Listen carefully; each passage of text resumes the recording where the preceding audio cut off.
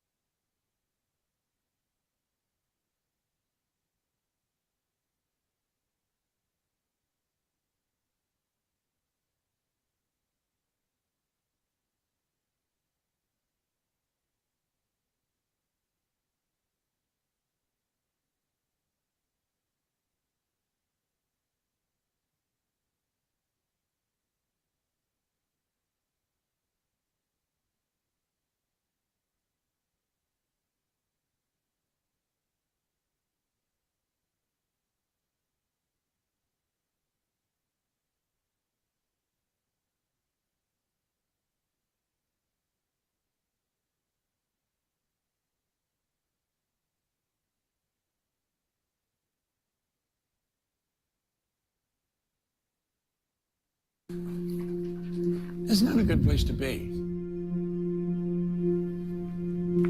In fact, I think stuck is stuck. That's not a good place to be. In fact, I think stuck is a terrible place to be. Because when you're stuck, you know you can go ahead, but you're not going. You know you can do better, but you don't do it. I think one of the biggest problems with people that are stuck, they're with people that accept stuckedness. You know, I understand why you're there, you see? And so you stay there. That's why it's so important you mix with people that won't permit you to stay there.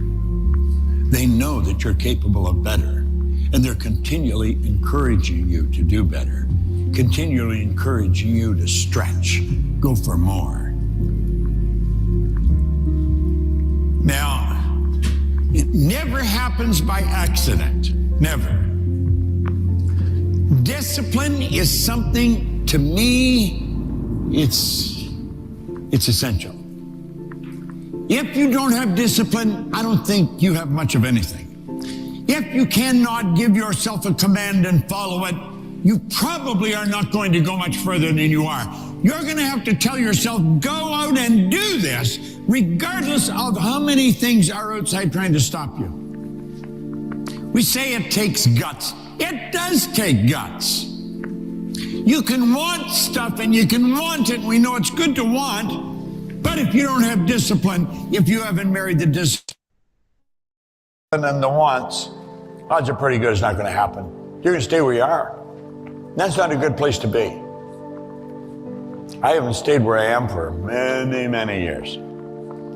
I'm continually on the move. Every day is a new day. Man, I've got new stuff going on. I've got so many things to do, I don't even know how to get them all done today. So I do the very best I can. I mark down what has to be done. And if I have any time, then I'll get some of the other things that I want to do. But I've always got a lot to do. And I love it. I love it because I know I'm growing. And I know as long as you keep growing, you keep experiencing more. Life becomes a fascinating experience. Dean Briggs said something.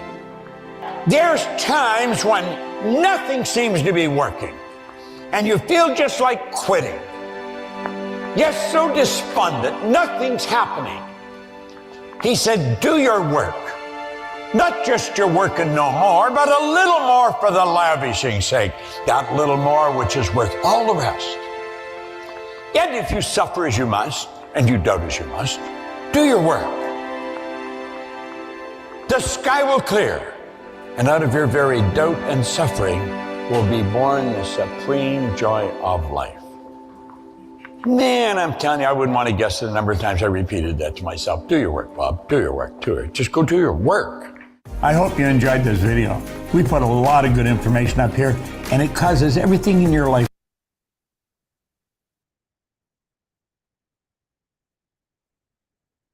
Hi, everybody. How are you doing today? How many of you have done your homework? It's so good to see people here showing up. Wow. Hi, Rowena. It was so good to chat to you on Zoom. We had such a good Zoom call today. Wow. I think you really got some clarity and some value on your goal card and your goals and how to remove some blocks, right?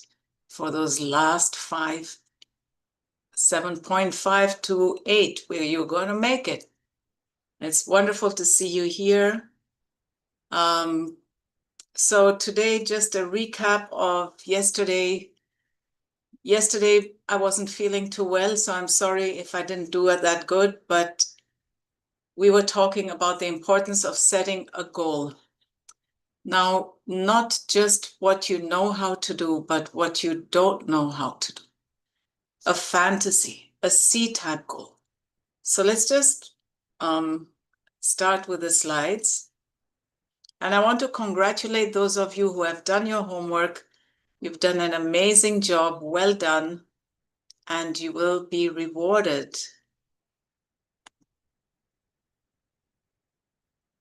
Fantastic.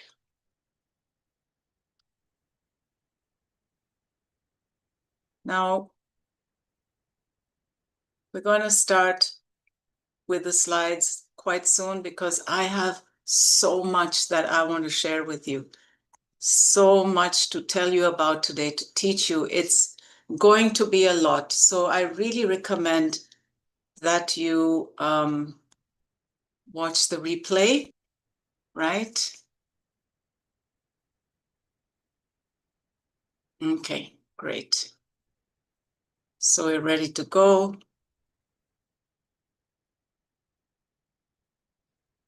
Today we're going to learn something about your wonderful mind. We all have this amazing thing called a mind, and we've never really learned how to use it. And Bob Proctor, who is my mentor, and Sandy Gallagher, who is also my mentor, these two created this amazing program that helped me to finally make the breakthroughs that I've been waiting to make. And Bob Proctor says, understanding comes through study. Faith, true faith, is built with understanding. So I want you to keep your questioning mind open and ready. Don't accept anything we tell you just because it's been said here. I want you to accept things that you understand. No blind faith. You see, we all say, oh, we have faith in this and faith in that. Well, when the first challenge comes, that faith just gets blown down. We don't have faith anymore. So faith has to be built on understanding, and understanding comes through study. And most of us stop studying when we come out of school. We fit into society, we get a job, and then we just have a routine and we don't really study. And if we do study, we study things that reconfirm our belief system. We don't necessarily study things that put our beliefs into question. When you get a book like that, you don't necessarily feel like reading it, okay? But today we're going to learn something really, really important. And when I got this understanding, I knew that this is it. This is what I've been looking for so many years. So let's go. A quick recap. We have 3 types of goals, right? The A-type goal, what you already know how to do. Those don't really challenge you. They don't ask you to grow, and they keep you in with your present results, in your present life. Then you have the B-type goals. And the B-type goals are what you think you can do. If I do this, if I make this plan, if I, follow these steps and plans, etc., then I can achieve that goal. Now, these 2 goals are what we all have learned to live by. Make some plans, execute the plans. and do things that you already know how to do. And bang, before you know it, your life is over. You know, my consultant friend Jamie and I, we were walking in the graveyard in Scotland, in Dundee, one day, taking his dog for a walk in the graveyard. And he said, looked around and he said, you know, Sabine, the graveyards are the richest places in the world. And I was like, why? It just looks like a park to me. He said, because everybody's dreams are buried here. All the dreams of how much money they could make, all the dreams of what kind of wonderful lives they could live are buried here because they never stepped out of their comfort zone to achieve those dreams. They kept waiting for something to fall on their head. Like Bob says in the video, it doesn't fall on your head. It requires discipline, okay? It requires discipline to continually do something that you have never done before because you want a goal that you have never had before. So if you continue to do the same things that you've done so far, right up till today, you do the same things, you're going to keep getting the same results. Makes sense, right? So if you want something that you've never achieved so far, you've got to start doing a few things that you've never done so far. Okay? So the C-type goals are a fantasy and it causes you to grow. Of course, you get the things as well, but that's a side effect. The side effect, those things are the effect of a cause, and the cause is you becoming the person for whom those effects are a normal part of their lives. Okay, right now your goals seem over there, out of reach. When you become the person for whom that goal is normal, that goal will be your norm. Okay? Now let's go right ahead. We think in pictures, okay? I would like you to just, for a moment, think of your front door.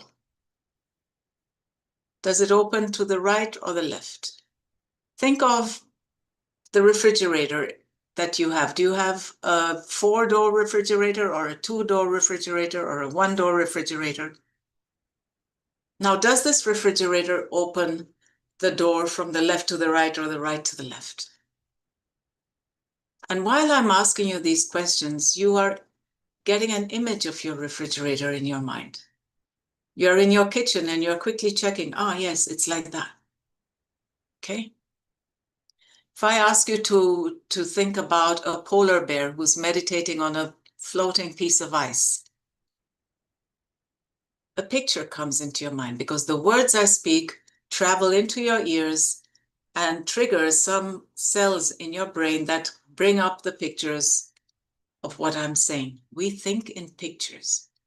If I ask you to think of a boat floating on a lake full of red flowers, you see the picture. If I ask you to imagine an elephant driving a small car with a funny flag in his trunk, you see the picture, right? We think in pictures. But when I ask you, what does your mind look like? Do you know what your mind looks like? And well, most people go like, well, maybe it's the brain. Well, no, your mind is not your brain. The mind, we have no cells of recognition for that word, mind, because it's non-physical. And so it becomes very difficult to work with something that you don't have an image of or a picture of. That's why people who work with the mind, therapists and so on, it can take years and years. And, you talk about the conscious mind, the subconscious mind, and then you leave that room and then it's just a haze. You don't have a picture. So Bob Proctor, who started in his life by being a very poor young man, actually, his life was quite terrible. At the age of 26, he was earning $4,000 a year. He had debts. He owed $6,000. He couldn't hold a job. He had a terrible attitude. And then one day someone gave him the book called Think and Grow Rich, a friend of his, and said, if you do what is written in this book, you are going to be able to have whatever you want. And Bob said, well, I really want money because, this is impossible. And he studied this book, Think and Grow Rich by Napoleon Hill. And sure enough, 1 year later, he earned 175,000. And very quickly after that, he earned millions. He became a millionaire. Now, he wanted to understand what has happened to me. He said, I was so poor. Now I'm here. I'm living the good life. What changed? What happened to me? And so he decided to seriously go into the study of the mind, because he thought it's something about the mind. Napoleon Hill writes these as given ideas in his book that he internalized, but he still couldn't understand how the mind works. And for 9 years, Bob studied the mind. And finally, one day, a friend of his gave him a diagram of the mind. And when that happened, when Bob got that image of the mind, everything fell into place. So Bob's friend, Dr. Van der Waal, gave him this diagram of the mind. And he said that Dr. Thurman Fleet came up with this diagram in 1934. Dr. Thurman Fleet was treating people, their illnesses, their symptoms, and he realized that even though he cured people's symptoms, their minds were in a negative state. And if they didn't change the state of their mind, they kept getting ill again. So he realized you have to treat the person as a whole, the mind and the body. You can't separate the two. The two are connected. And he made this diagram of the mind. Okay? Now I would like you to allow the big circle to represent the mind, and the small circle, well, it says it already, is the body. And this little thing that we see here is what Bob Proctor calls the stick person. And the stick person is the most valuable idea that anyone can give you, the most valuable map.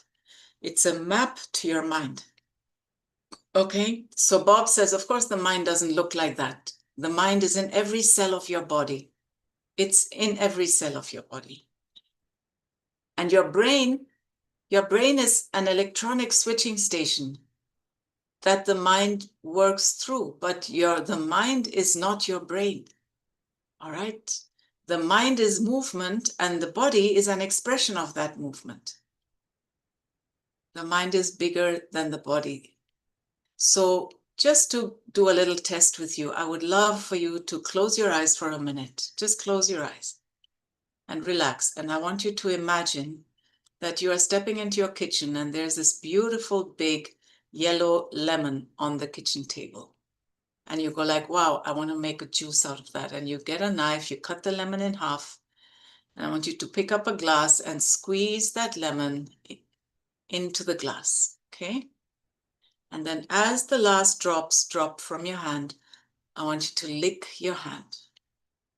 Lick the last drops of lemon juice from your hand. And I want you to observe what is happening in your mouth.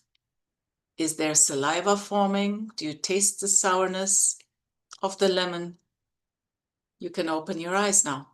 There is no lemon in your mouth, but your body reacted as if there was. The idea of the lemon that was in your mind got expressed through your body.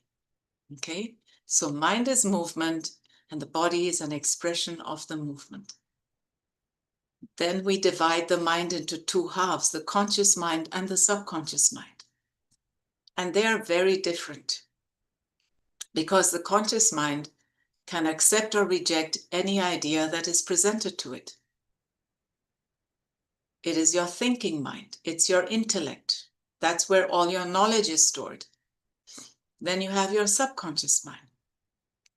And the subconscious mind cannot reject anything. It must accept whatever is planted into it. Your subconscious mind cannot tell the difference between a lie and the truth. Okay? And then you have the body, and the body expresses the ideas held in the subconscious mind through behavior and action. And here already you see how the knowing-doing gap happens, because your conscious mind is not the part of the mind that is connected to the body. It is your subconscious mind that has a direct connection and that is expressing itself through your body, through your behavior and your actions. So whatever is implanted into the subconscious mind is expressed through your behavior and your actions. Your subconscious mind is your emotional mind. Right? It's also where the Greeks say your heart is. So let's understand the subconscious mind a little bit, because to be honest, the subconscious mind controls 95% of all your decisions, all your choices, all of your perception of life, your judgments of yourself, how you see yourself, how you see the world. Two people have completely different subconscious programmings. They see everything not the same way. There is no objective way to see something or to experience something. So your subconscious mind controls almost all of your life results. And that is why we need to understand what it is and how it works, okay? So when you're a child, you haven't developed your intellect yet, okay? You don't know how to think, how to reason. Your subconscious mind is wide open. And everything that is happening around you, what other people are saying, what your parents are saying, what social media says, TV, school, teachers, everything that is repeated goes into the subconscious mind. And have you noticed how children believe everything you tell them? How they believe in fairy tales, how they believe in dragons and in fairies and in goblins. Yeah, because the subconscious mind cannot tell the difference between what is real and what is not real. And that is how our paradigms are formed. Your paradigms are the first language that you get. And it's the language of life, the language of money, the language of love, the language of life, the language of everything. The first language that you internalize is in the form of repeated ideas that are given to you from your surrounding. So we said mind is movement and the body is an expression of that movement, right? You can't do anything without first having an intention to do it. If you don't have a mind, you can't move, all right? Okay, so let's go a little bit deeper into understanding the conscious mind and the subconscious mind. The conscious mind is the thinking mind. You have intellectual faculties there.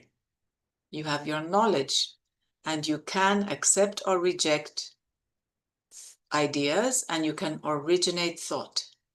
And the subconscious mind holds memories, is the place where habits are created and stored, has conditioned beliefs.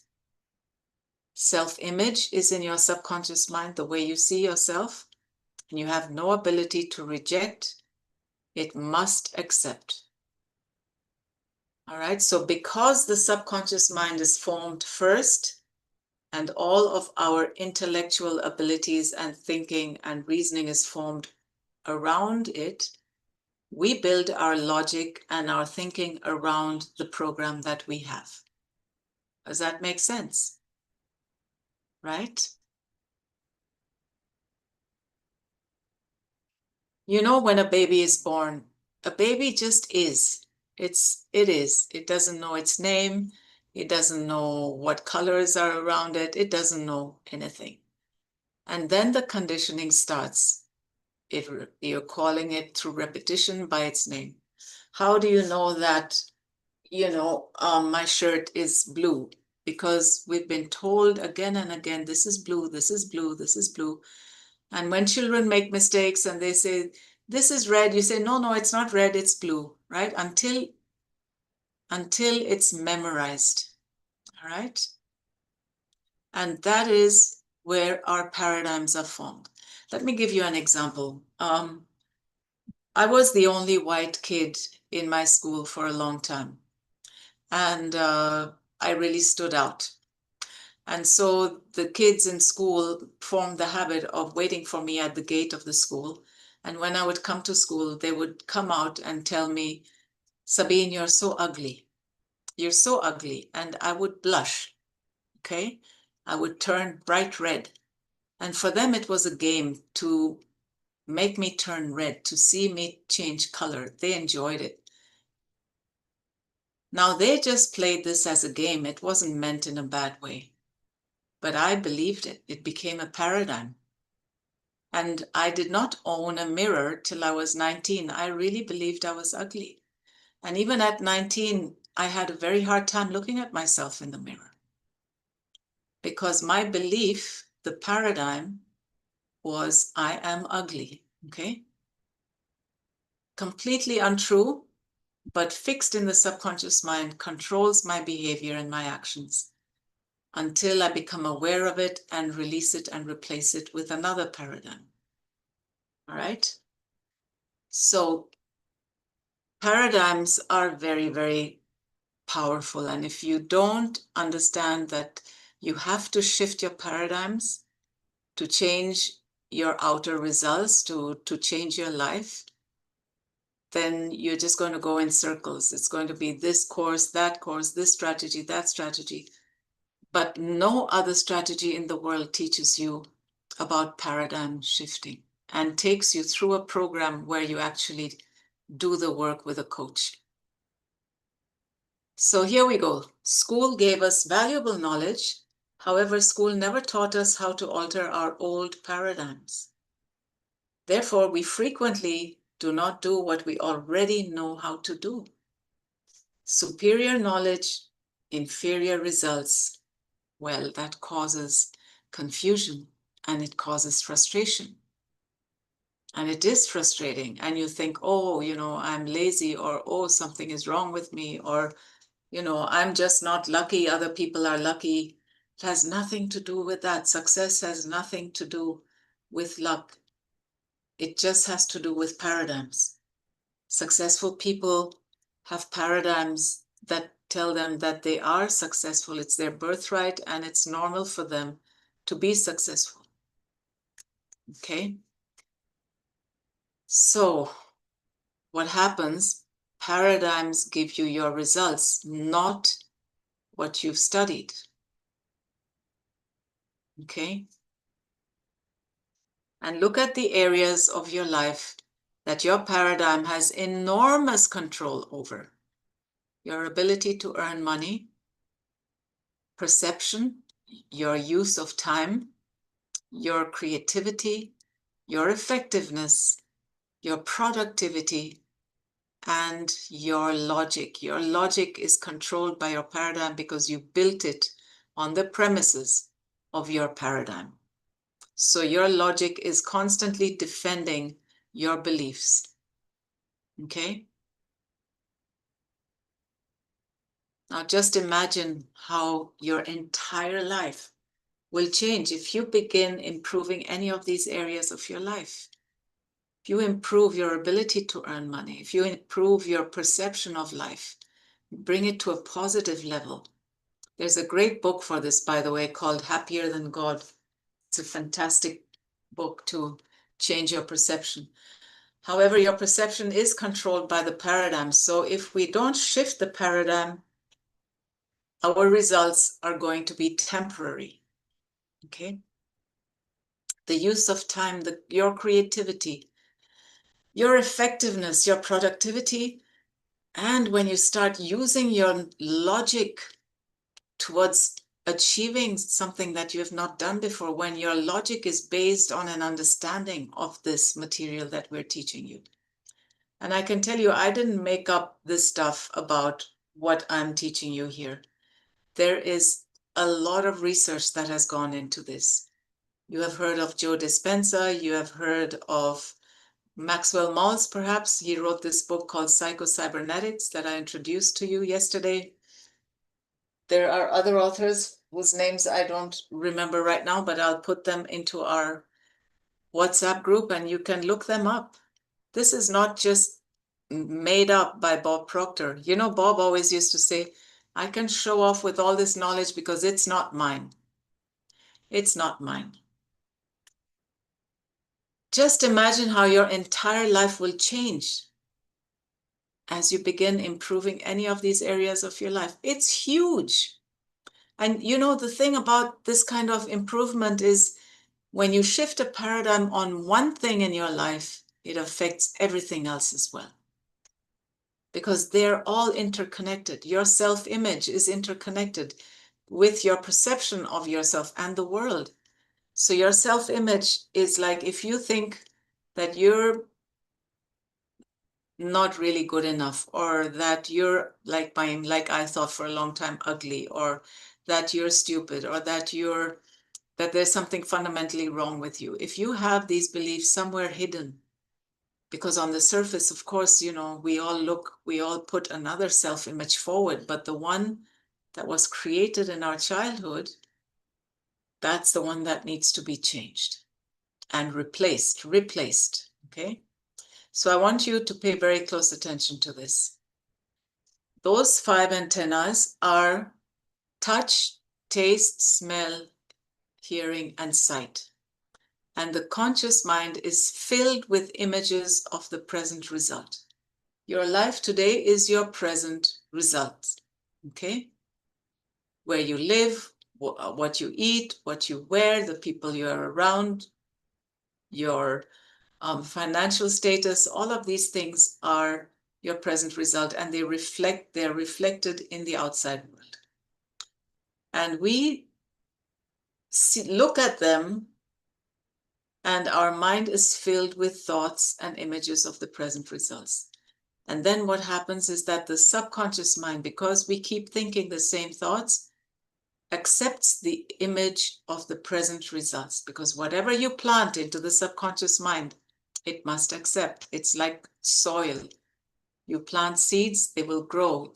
You can plant a negative seed right next to a positive seed, they will grow. But we have a habit. We, by habit, because of our survival mechanism, have a habit of tuning more into the negative aspects of life, because we feel that if we are aware of them, we can be safe. But that's not the case. Because if you focus on them, that's what you're going to get, right? So the subconscious mind accepts the image of the present results, and it produces your actions. And those actions, of course, make more of the same results, because you haven't changed your actions, you haven't changed your behavior, you have not changed your habits, so you get the same results. Because like I said, if you keep doing the same thing, you get the same results. If you want a different result, you have to start doing things you've never done before. You know, there's this great saying that I love.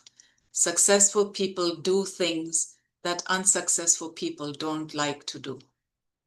Unsuccessful people like to sleep in the morning. Unsuccessful people like to be lazy, just do, you know, the minimum that they have to do.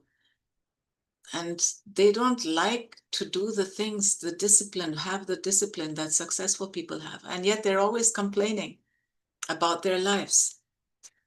So here we go. Now you have that beautiful goal.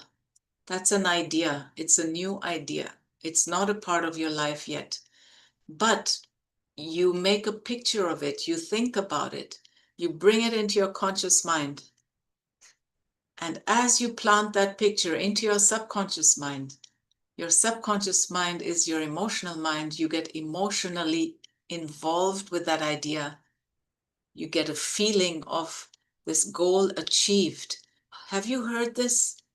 Neville Goddard is amazing. He's written this book called The Power of Awareness, and he talks about the importance of feeling of your goal achieved before you can see it.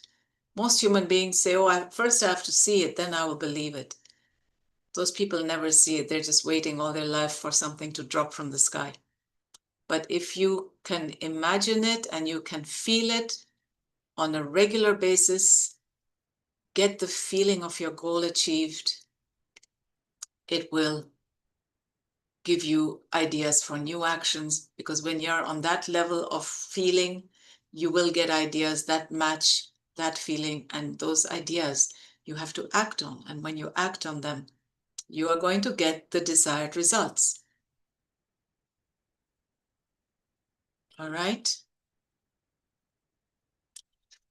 I love Buckminster Fuller. You know, he says, never change things by fighting the existing reality.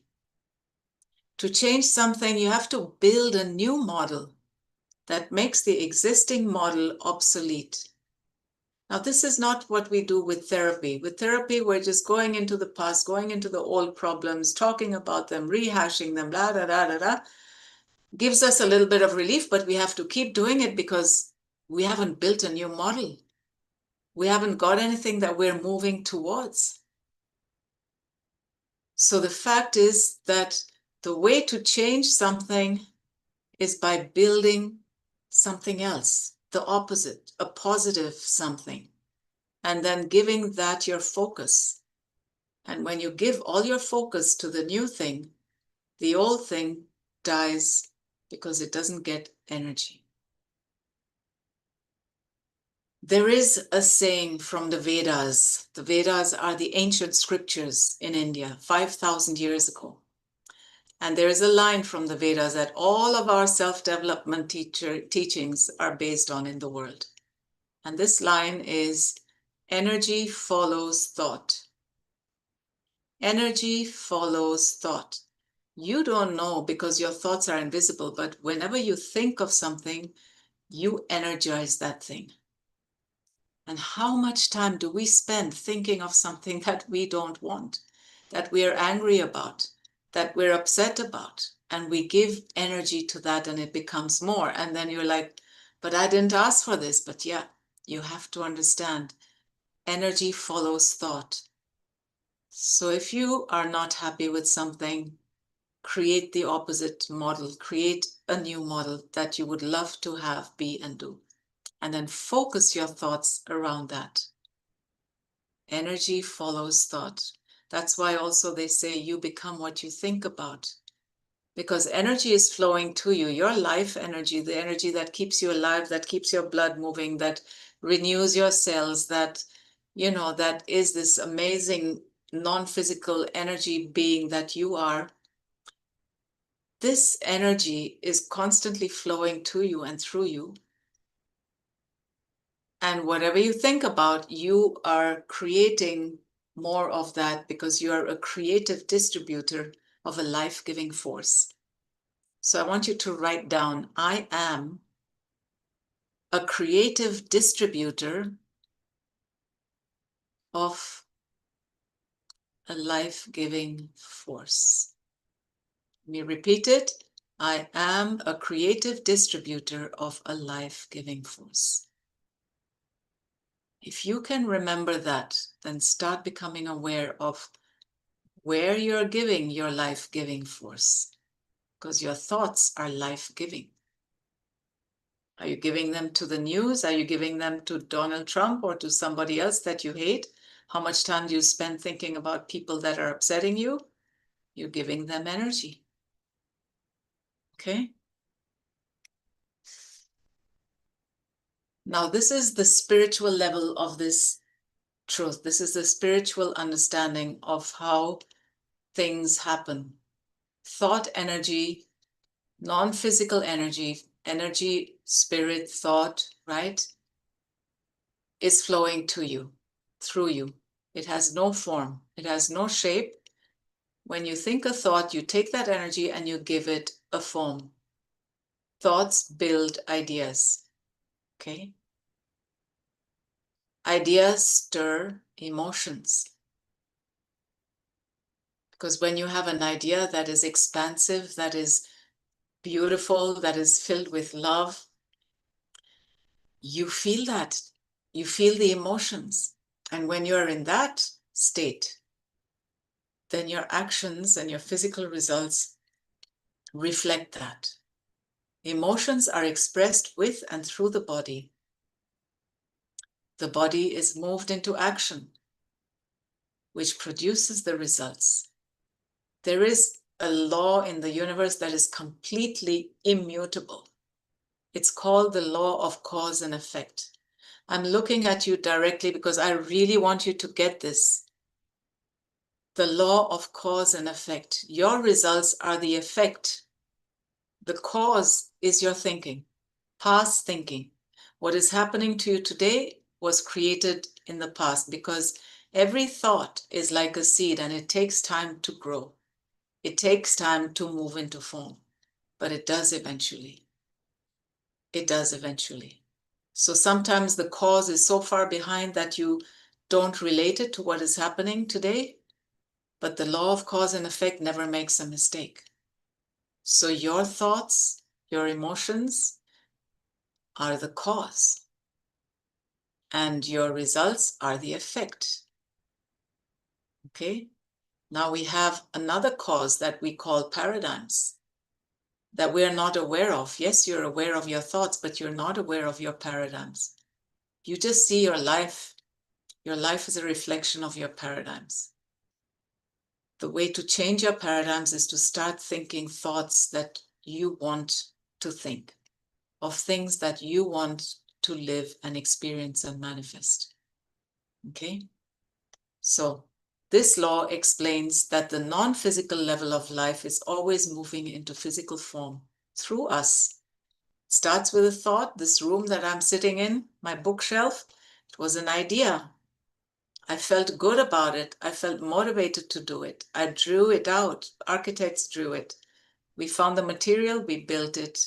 It was built. There was no fighting around it. There was no but, this, that. It was like a clear intention, idea moving from non-physical, no shape, formlessness into form through me. And that is who we are. We are very powerful creators. Okay?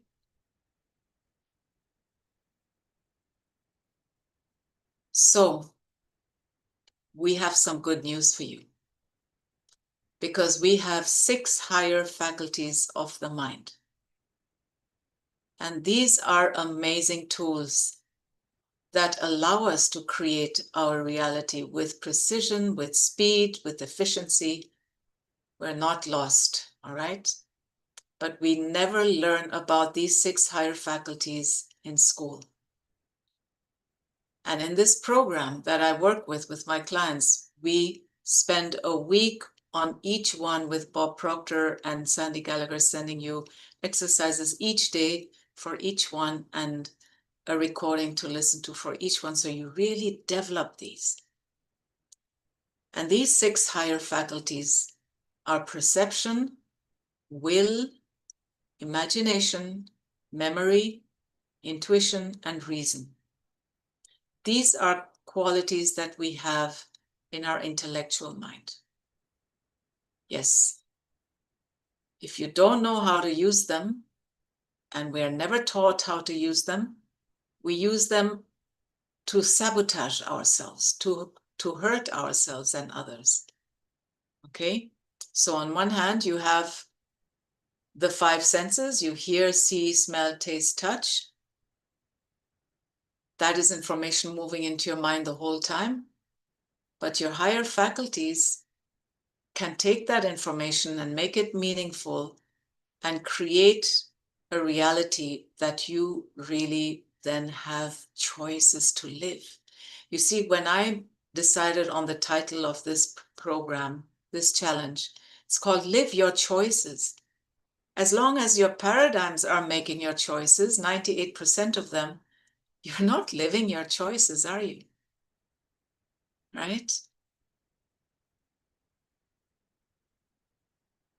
We're not taught. Most people have no idea that they have these 6 higher faculties of the mind. And I've created some frames for you to show you each one. So the imagination, okay, it's a wonderful creative tool.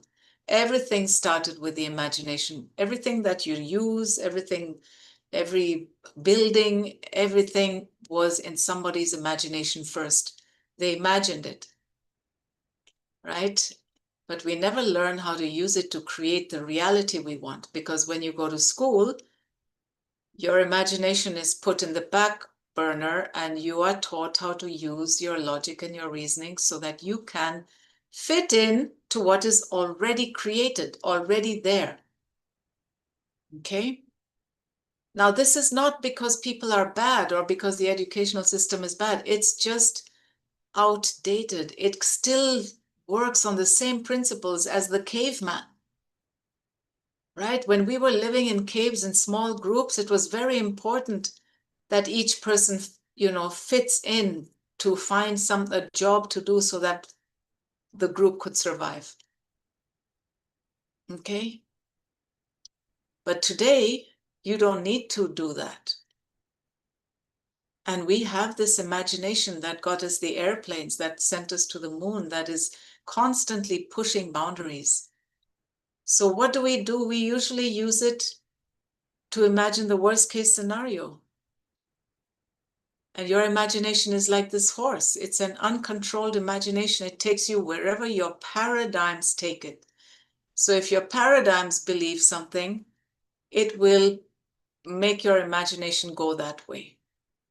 Okay? If you have a paradigm, I'm just taking this example that that you can't do something. Every time you hear somebody speak or something, or you see something, or you see a result, you immediately imagine how you're failing, how it's all going wrong. Your imagination just takes you wherever your paradigms take it. Okay? Then the second thing, the will, is so misunderstood. The will is our ability to focus on one image to the exclusion of all other distractions. That's it. It's not to impose your way on others. It's not to push through your agenda despite the resistance of other people. It's your ability to focus. So what happens when you focus? You take all the energy moving in all different places, which is what happens when you don't have a goal. You're like a cork on the water. Sometimes you're here, sometimes you're there. Then this wave comes, knocks you this way. Then that wave comes, knocks you that way. But when you have your will and you can focus on where you want to go, and you have a goal and you say, this is where I'm going to focus on, and you learn how to use your will to focus your attention on what you want, irrespective of the outer reality. Because you have to do this first before it shows up in your outer reality. Because your outer reality is a result of past focus or non-focus, okay? Our reasoning faculty allows us to think constructive, creative thoughts, but it is completely controlled by our paradigms. And it expresses itself how?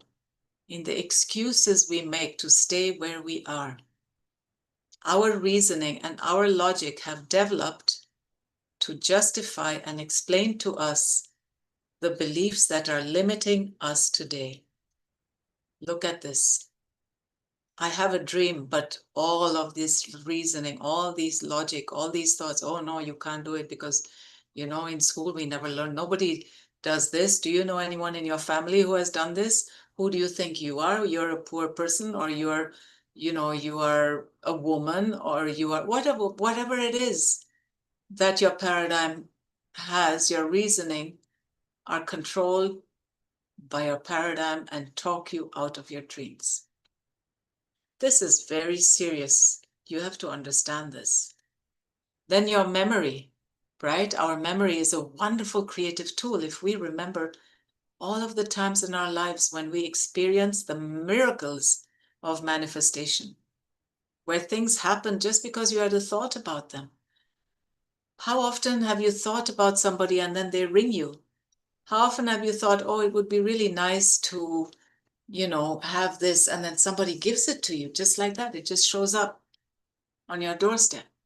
How often do these things happen? But We use it to dwell on painful experiences of the past and to justify our negative beliefs about people and about ourselves. See, that time this happened. And that time when I trusted somebody, then they ripped me off. So now I can't trust anyone. Right, finished.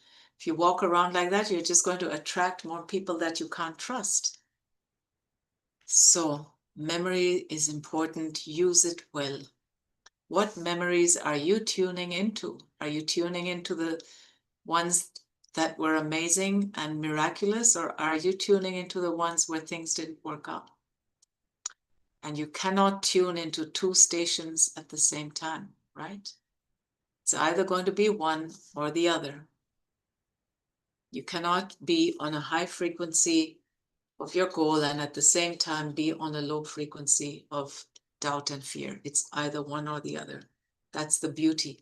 That's why mindset is so important, because with mindset, when you master your mindset, you can recalibrate very quickly from one to the other. You don't have to spend hours or days in a state that's destructive and not effective, not productive. Then you have perception. And perception is the ability to recognize, the meaning and beauty of life. As you raise your awareness, your perception of the reality you live changes. Okay? Like going up an elevator, each level shows more of what there is. And perception is directly related to awareness. If you're at the bottom of the mountain and you look around, you can see only certain things, right? That's your present awareness. But as you grow your awareness through study and through shifting paradigms and to creating new paradigms and to moving towards your goal, your awareness grows. So for example, the Wright brothers, when they had this idea of creating an airplane, everything they needed was already there, right? The wheels, the metal, the materials, everything was there. But they didn't have the awareness yet of how to bring it all together and make it happen. And that awareness is something that grows. Awareness grows for each one of us. But you've got to go for it. Okay? But our perception is tuned to focus on what is wrong, the things that are not going according to what we want, the garbage, the mistakes, the bad news, etc. Okay? I have this story for perception that I like to tell. I want you to imagine that you've paid $100 to go for a nice buffet to a very expensive place, or maybe you've paid $500 for a buffet, and you're dressed up and you go in and there's this huge hall, right? And this buffet that goes from one end to the other. And as you step in and you look around, you notice that there's a big crowd on the left side. And you think, oh, that must be where the good food is, the good stuff is. So you go there, and as you're approaching, you hear people complaining about the food, and you see that it's full of disgusting stuff, right? So there are these beautiful silver platters with garbage and with waste food and with stinking stuff, and everyone standing around going like, why is this here? How horrible is this? This smells so bad, and look at this shouldn't even be here, right? And then they take a little bit on their plate and they eat a bit and they go, oh my God, this is making me so sick. I hate this. Why is this here? And it's really horrible, right? But everyone agrees with each other that it's horrible, and they're all there and they're all in agreement that, this buffet is like really terrible. And then you go like, okay, I'm just going to go check the other side. And you go to the other side and there's beautiful food, all your favorite dishes, healthy stuff and lovely things.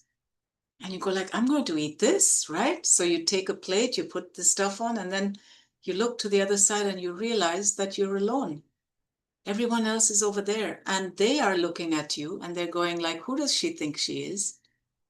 She thinks she has the right to enjoy food. Look at this reality.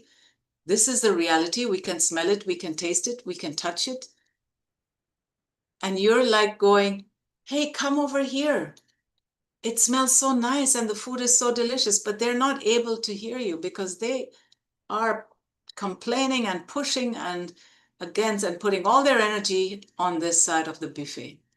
And the management of the hotel, which is universal intelligence, will always give you more of what you focus on. So it just gets worse and worse. So when you decide to change your perception, you are going to leave behind a bunch of people who are not willing to leave that side of the buffet. Just to warn you, okay? Our perception of reality is based on what our brains expect to see. The sad thing is that the news focuses its perception on all the things that are wrong. You never hear about the good things. And when you understand the law of opposites, you know that where something bad is happening, something good is happening. But the cameras are pointed at that side of the buffet because that's what sells. That's what people want.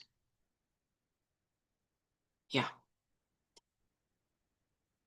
If you can look through that door and you decide to walk through that door, it's a colorful, beautiful world.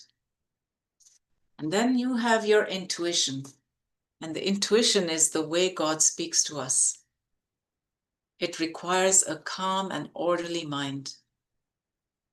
Successful people follow their intuition more than their logic, right? Successful people do things that are not logical. They just step out of the logic box.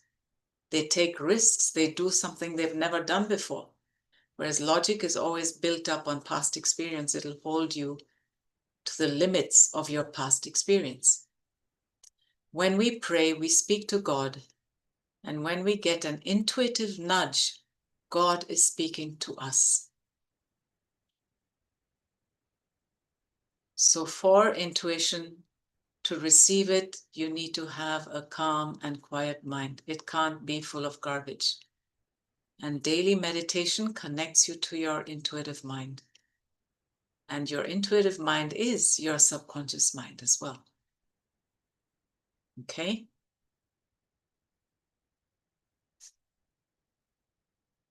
Know the truth, and the truth shall set you free. I tell you, Bob kept repeating this. There's only one thing to be set free from. There's only one problem in the world, and that is ignorance. To think what you want to think is to think truth, regardless of appearances. An aware person thinks what they want to think, regardless of appearances. Edison wanted to think that he could make electric light, regardless of appearances that there is only candlelight so far, and people thought he was crazy. So the starting point is thoughts, ideas, which cause the feelings. Now we understand why. Which cause the action, which produce results. Okay? And I want to read this to you. It's by James Allen. Calmness of mind is one of the beautiful jewels of wisdom. It is the result of long and patient effort in self-control. Mindset is about this. It's about self-control. It's about mastering your mind and not being mastered by your mind, by your subconscious mind. Okay? Its presence is an indication of ripened experience, of a more than ordinary knowledge of the laws and operations of thought. You become calm in the measure that you understand yourself as a thought-evolved being, for such knowledge necessitates the understanding of others as the result of thought. And as you develop a right understanding and see more and more clearly the internal relations of things by the action of cause and effect, you cease to fuss and fume and worry and grieve and remain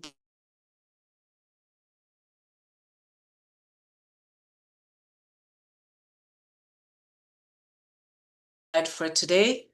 All change is hard at first. It is, because your paradigms are your survival mechanism. Your paradigms are hardwired to your nervous system.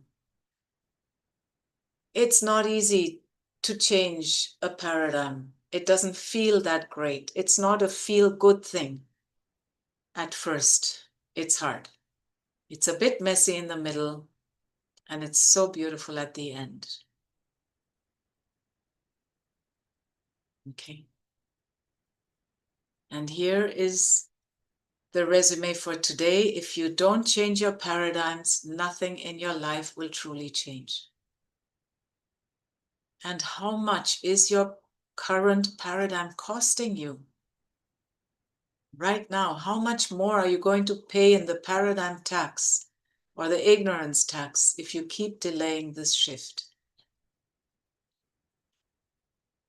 Now, I told you that your paradigm is hardwired to your nervous system. So when you go to change it, when you want to start doing something you've never done before, you're going to be hit by doubt and fear. And doubt and fear are a normal reaction to change. And tomorrow I'm going to teach you and show you how to use fear as a springboard to reach your goal and not as an excuse to go back into your comfort zone. All right?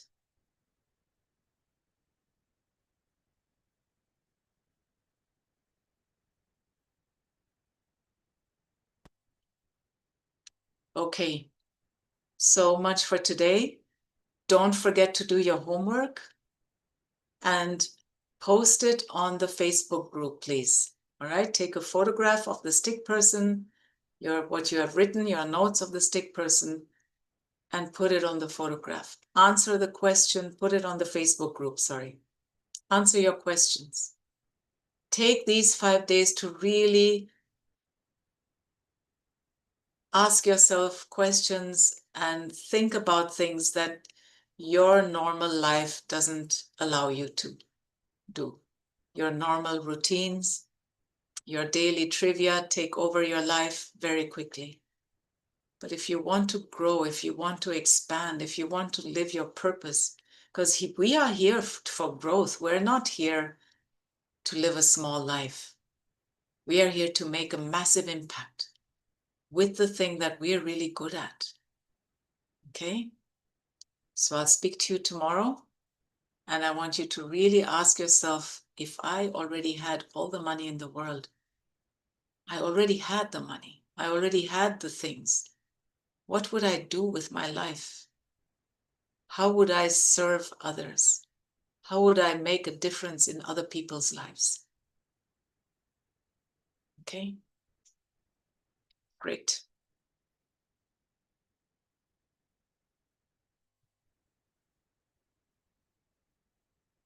I will see you all tomorrow, same place, same time.